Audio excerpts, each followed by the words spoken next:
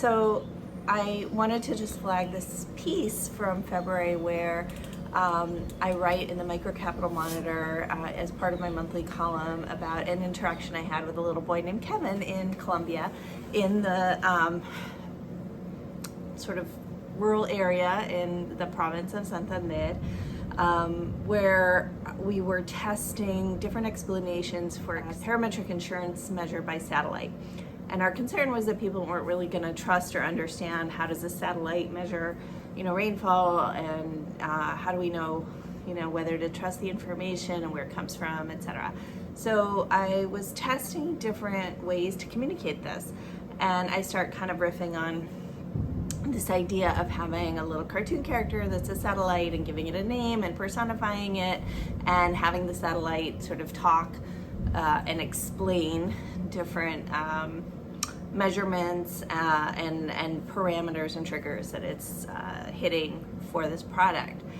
And I'm explaining this to this pretty young lady who had inherited her farm from her husband's parents and her son. And the little boy's paying super attention to me, and we're talking about satellites and do you know what a satellite is? And most of them didn't, so we were kind of explaining that concept and then showing them the cartoon ideas. And Kevin turns to me and said, you just want to tell people the truth. And he was telling me not to explain things to his family members as if they were children, but rather in the most transparent and truthful way possible. And I think sometimes we fall into the trap of thinking that because people have low levels of literacy, they may not understand just words, and it's not really true. And that's a lot of built-in bias that we have in our own understanding that we need to break through. People understand things, and most things are possible to be made understandable, and if we aren't making them understandable, it's our own fault because we don't understand them clearly enough to simplify them.